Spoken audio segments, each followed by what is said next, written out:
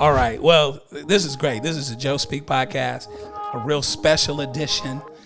This week, it's nice when you get to have a civil rights icon come through, and we're hooking in with Dr. Josie Johnson, who has been on the front lines of dealing with civil rights issues from housing to voting. Fight so hard for the vote, black women and black men. It was actual murder, destruction of homes, firing of church buildings, and people suffered from it. Put in jail, our men killed. What we have to do is to vote. That our ancestors have died and struggled for. That's very important. She was born into it, and I get a little extra insight because she's our aunt. So, Aunt Josie, how are you today? Oh, Joe, I'm so happy to be with you, darling. I'm proud of you and my wonderful family, so thank you for inviting me. Oh my! Listen, the pleasure is all ours. And I think we're probably going to end up doing like a two-part kind of thing. So we're going to start with this part and do another part some other time. But you know what's so interesting to me, Aunt Josie, and let us know a little bit about your background, because really you were born into the movement and the struggle. You talk a lot in our dinner table conversations, even about the ancestors. So talk about how, you have really accepted the mantle of a civil rights legacy just from birth. And it was just so natural because it always happened. Thank you for that kind of invitation, Joe. Yes, I was born into a family of activists, Right. without it being described as Right. a group of civil rights fighters. I never Right. thought of us in that description. Right. My father and and mother went to a historic Black school, Purview College, just outside of Houston. My father, upon graduation, wanted to go to law school.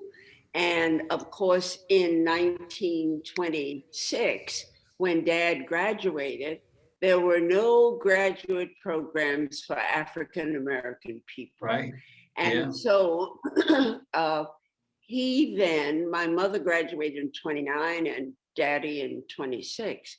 They Wow. were married in 29, and he then took a job with the Southern Pacific Railroad. Sure. So many Black men worked for the railroad company, and they worked in various capacities. Daddy was a dining car waiter Sure. on the Southern Pacific. So I grew up prior to that kind of understanding with people who had purpose Right. and mission, Right. not standing on corners preaching about it, but Right. talking and acting within the family structure. Wow. So as a young person, you're absolutely right. I had a chance to go door to door with my father, Wow. collecting signatures for the poll tax, trying Sure. to eliminate the poll tax, get our people an opportunity to vote. So I grew up with that kind of understanding Right. and commitment and environment that encouraged it. Right. Now, so, you go along, you grow up in Houston, and you go to Fisk University, which is one of the historically Black colleges and universities in Tennessee, and you go, and your brothers went there as well, right? Right? You Exactly. know, both my father-in-law Jim, as well as Judson, Exactly. and so you get married out, about the time you're done with school, and life takes you to Minneapolis, Minnesota, where your husband worked at Honeywell. He got a job at Honeywell, correct? My my husband and I met at Fisk.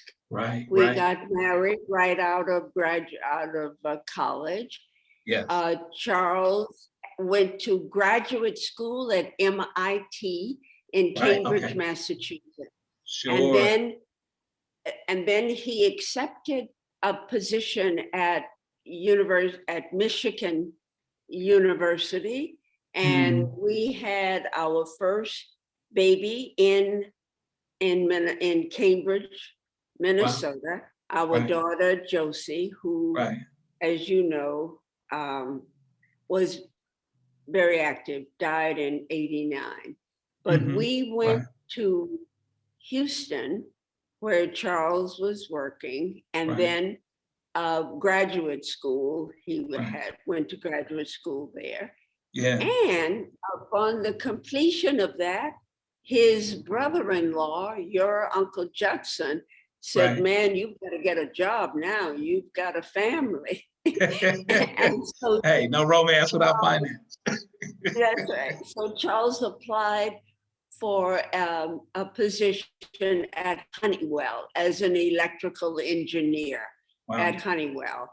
And that's what took us to Massachusetts, to Minnesota. Gotcha. He accepted a position. He was the third Black professional hired at Honeywell as Wow. an engineer. And Right. we moved to Gotcha. So I'm kind of following along in your book, Hope and Struggle, which is fantastic.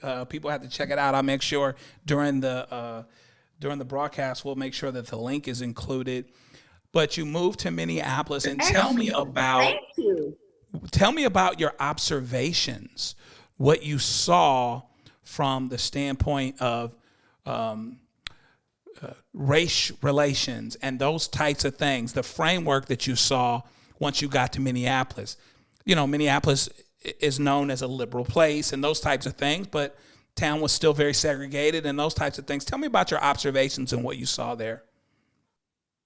Yeah, when we moved there in 1956, we had, our children, except for the eldest, were born, one in Massachusetts, that's the eldest, middle daughter in Texas, and the baby in Minnesota. Gotcha. I became involved in civil rights issues rather early because I took membership into the League of Women Voters as well as the NAACP, did Sure. some work, volunteer work with the Urban League. So Right. early on, I learned that yes, there were residential areas in which Black people lived, and we lived in one of those areas initially. Right. And our friends were Black people in that area. I remember joining women in organizations of activities.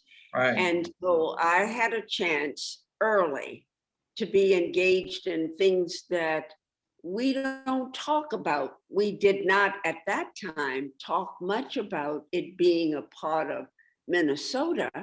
And so I became active early with those organizations that are committed to the Right. issues of housing and education and equal opportunity access. So I learned about that, got invited to be engaged. And so that was introduction and engagement and continuous activity in Minnesota. Right. Yeah. I want to talk about sometimes I hear people say, the more things change, the more that they stay the same. And a huge battleground that you've dealt with your entire life, Josie, is voting rights. And fast forward, and you dealt with the poll tax, and you dealt with Jim Crow and these types of things, and all of the tactics that were used to try to keep Black people from voting.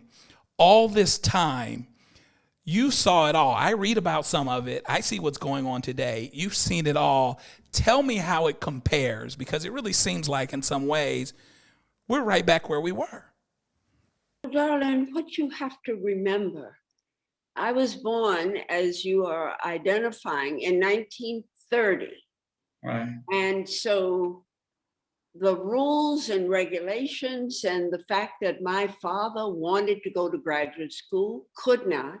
Right. What you have to understand, son, is that discrimination, denial are a part of America's history. Yes. So I grew up on the heels of our ancestors Yes. who were brought to this country as Yes. slaves and Yes. treated as slaves. Yes. And when there was any indication of movement from the status of slaves to something else, Right. laws were written and created to deny all of that. Right. So we are a product of the struggle of our ancestors.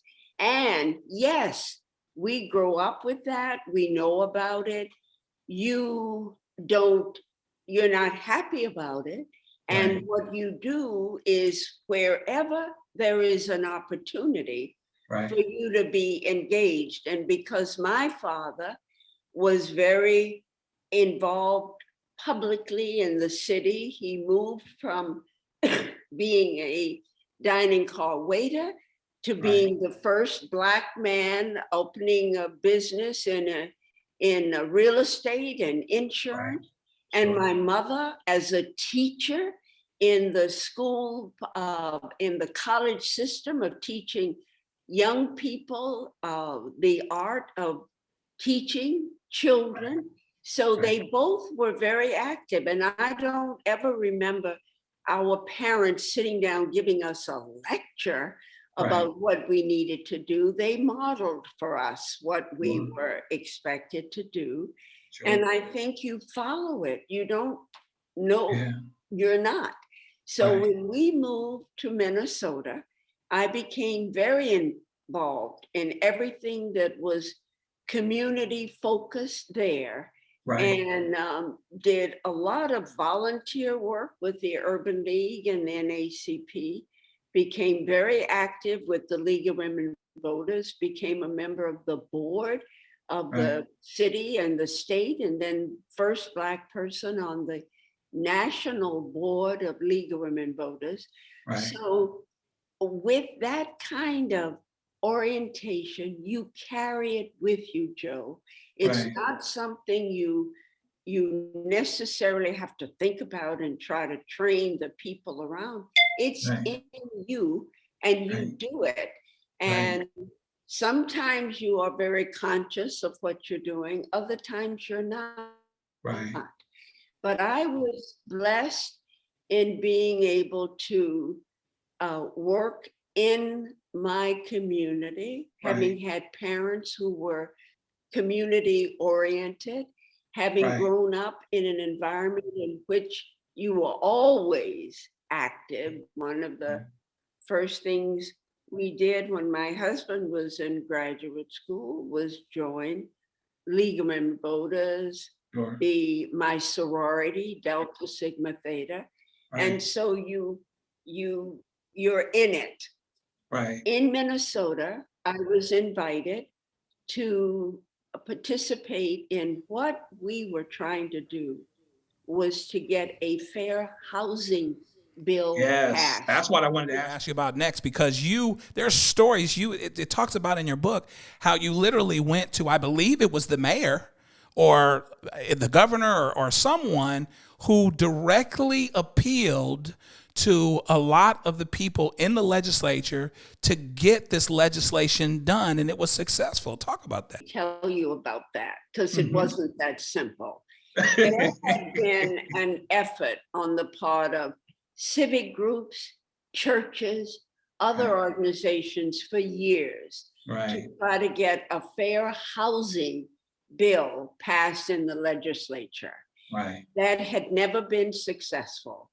When we moved to Minnesota and when I became engaged in my community, I was asked to lobby for the fair housing bill.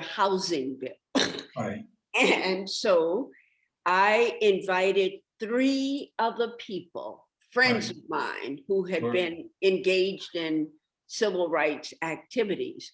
One was the president of the local NAACP. The other was a Black woman, Katie McWatt, who was the first woman to be engaged in politics in St. Paul. Right. The third person was a Jewish woman who was Right. very active in the Jewish community and had outreach there. So I Right. invited them to join me Right. in becoming lobbyists for the fair housing. That was the issue then, Right. because it had been attempted but never successful. Mm. So the four of us worked as lobbyists in the state legislature, trying to get that bill passed before the end of the 1962 session. Wow. Wow. I was the principal lobbyist and became very concerned that we were close, but in great fear that the effort and all would not be successful. Right. I was clear about the closeness of the yay, nay vote. Right. And I had been active with the governor of the state of Minnesota. Sure. He had just been elected governor, and I went to him and I said, Governor, we're going to lose this legislation. He asked me to sit in his office.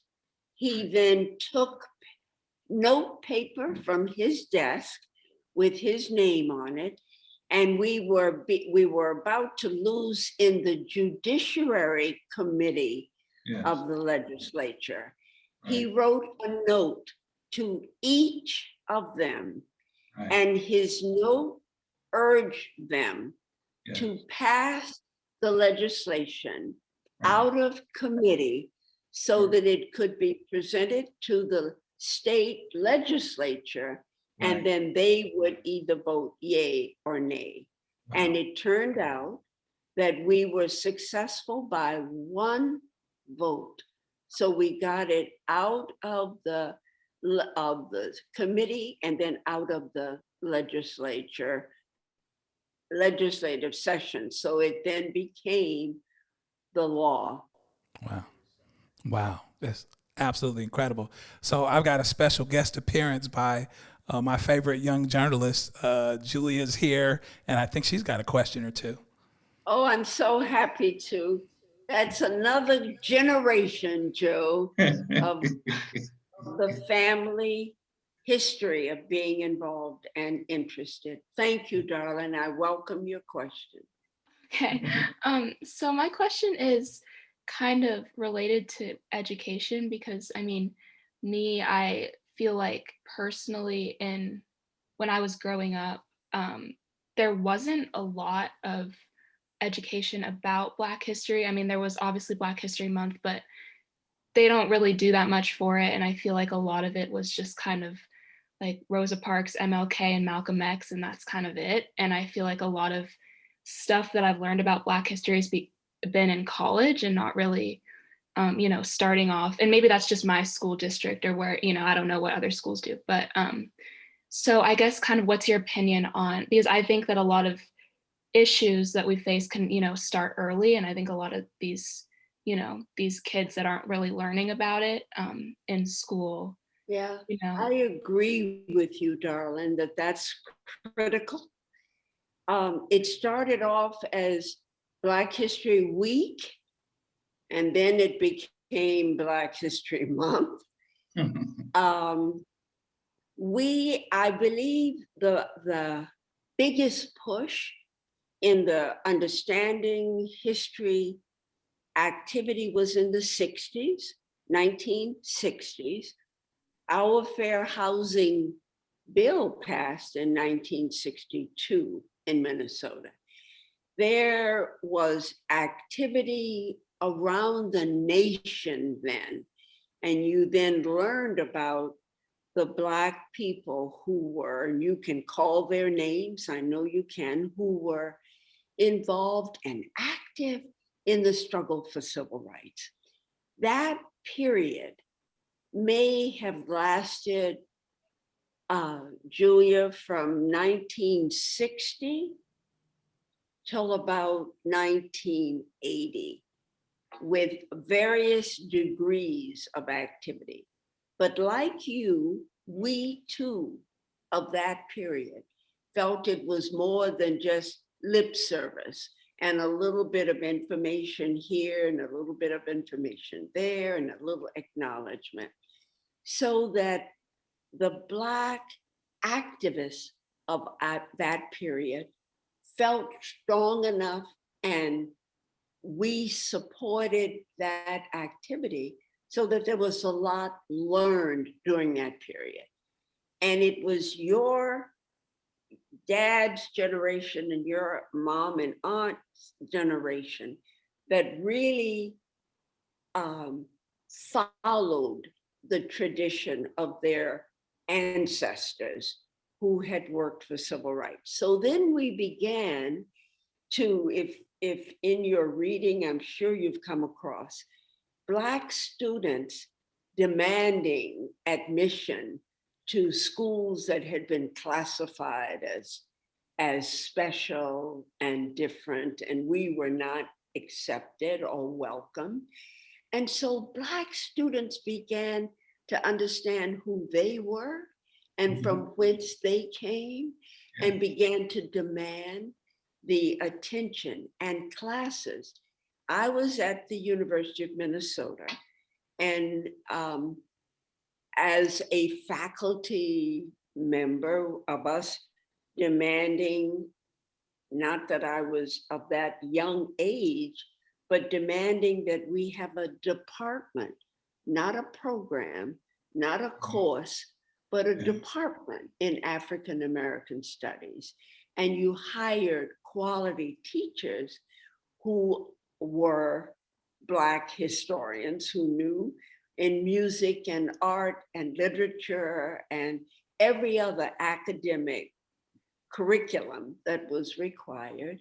And so we had and our students across the nation, California and every other state, demanding African American history in these various prestigious institutions, and assuming the role and responsibility of educators, of administrators, so that it has grown from the time that your great grandpa and I went canvassing communities for signatures to actually adding Black history, not only departments, but fulfilling it with academic scholars and additional research. And so there was this, we call it kind of the 60s movement, when a lot of things happened during that time, and we were able, as your ancestors, to work on it, to pass laws, to be engaged, to demand that those courses are being taught to you and our children. So education, then you find that the legislative activity didn't just cover housing, it covered education, it covered residential, it covered the whole spectrum of human life. So that you all, one of the things that I am so grateful to God to live long enough to see your generation, you all are leading the way because you feel it. And you, I am so, I thank God every day to have lived this long, Julia, and to know what you're engaged in and what your mindset is, darling. It is that sense of pride, that sense of hard work, discipline, understanding. A lot of people get involved in this. They don't have the understanding of their ancestral struggle. Yes, They don't yes. know how smart they are.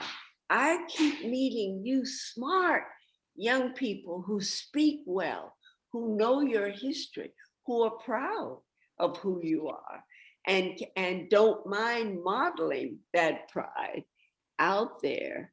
So you've got to, you've set an example for the next generation. And Right. eventually we'll get there, Joe, won't we? Yes, ma'am. So what would you give as a quick follow-up? What would you give that generation? What is the piece that you want them to know that you're not always sure that they know, but just in case you want to remind them? What would you tell that generation about the ancestors and about connecting the dots and remembering, looking back to look forward? To look at they have to study, Joe. They have to read and be in environments of other Black people who know who they are, who are proud of who they are. And for our children to be able to look, I think about right now with the pandemic, I have seen more young Black people search for materials to write stories, more books, articles, literature coming out now than I think your generation probably didn't even know about. And what we have to do is to continue to be the proud Black people that we are. We're the ones who've introduced music, art, governance to this society, and the society won't admit it, don't know it. We have to know it and tell each other about it.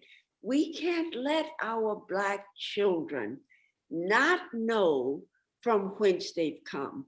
And that's why in so many environments, darling, we find young people behaving in ways that are not respectful or reflective of their ancestral experience, training, and knowledge. And Yes. so we have to be the ones to love our children, to tell our children who they are, to give them the rationale for being who they are. They don't know. Our children, most young Black people don't know who they are. They are told in books, on television, in songs, in dance. That's not who their ancestors are in many cases. But they don't know that. And that's what sells and that's what's popular. So young people like our Julia Grace and others, in my judgment, have to be clear about who they are. And they have to be willing to talk about it and to be knowledgeable, not just I'm Black and I'm proud. That's a part of it. But you're Black and you're proud because. And you've got to know the because and pass that because on to the next generation. And sometimes that's hard. I look around sometimes and I want to weep because I see what many believe represents us on television or in movies or on the street. And so I think about the struggle of our people. And when I think of my dad and my grandfather and what your relatives remember, the relatives you have. We're all connected there Yeah. from the beginning of slavery. We've got ancestors that go all the way to where they are today, and the engagement of your immediate blood relatives. What you have, got to know more about it, be proud, share it, talk about it, hold your head up high. Amen. I heard that. Julia's going to close us out. For this session.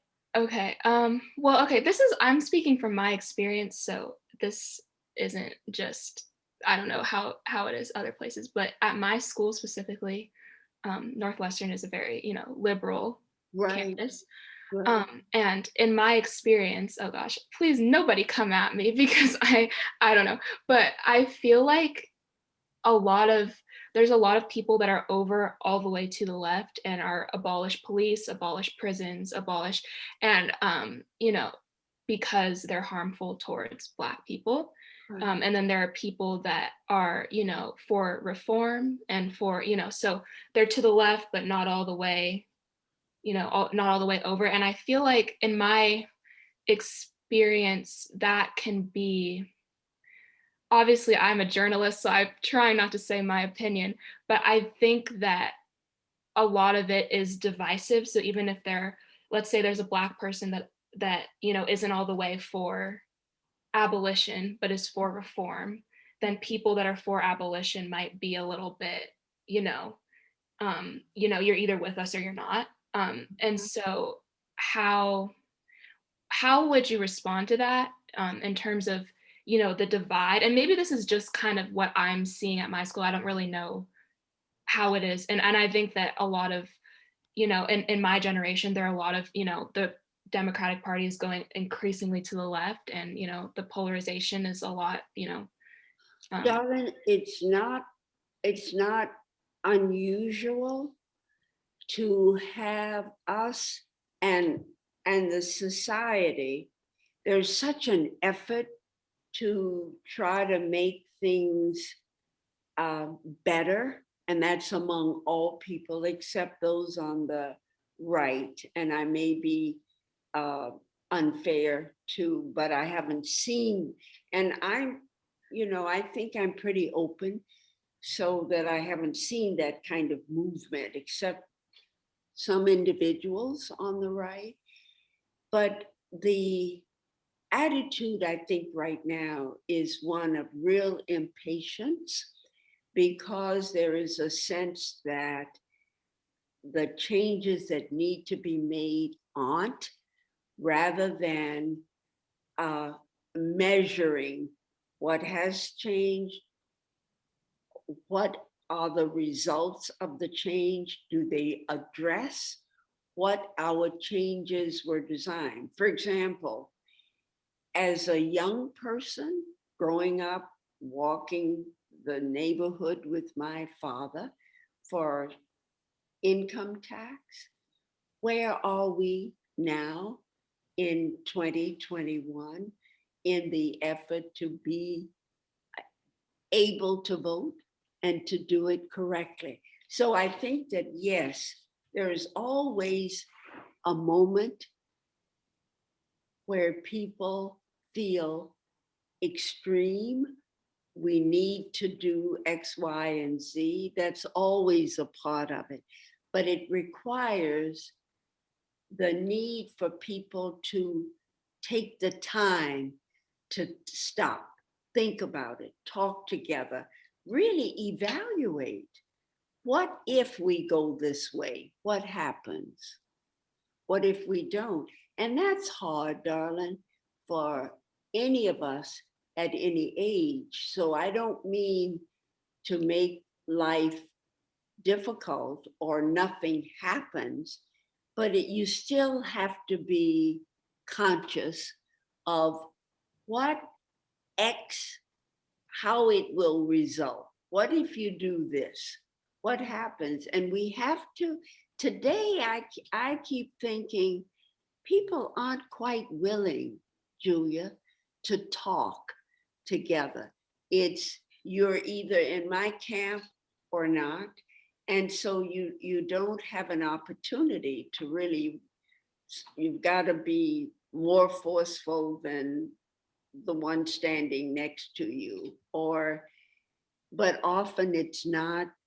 We as a people, African American people, really must have more of a sense of uniting, talking, understanding, and then finding our method of freeing our people, if you know what I mean. Yeah, that's right. That's good. Josie, we thank you so much. We're going to come back for some other session, some other time. But we've got enough for now. I mean, we can chew on this forever. You know, we treasure you. We thank you for I've always wanted to do this. This is like one of the things. I've always looked forward to it, Joe. And Noreen reminded me, what I'm talking about, darling, is the old system of poll tax. The poll tax, yeah. Income tax. Right. And I sometimes will, say one when I really mean the other. Well, listen, we got it. So you were sharp as a tack. It's It's incredible to talk to you. So we you. cherish you. We're going to come back and talk about some other stuff some other time for sure. Okay? I look forward to it as often. Fantastic. I'm glad. I think that's great, man. Maybe that's something we can do from time to time. All right, guys. Joe Speak Podcast. We'll talk to you next time. We did a great thing here.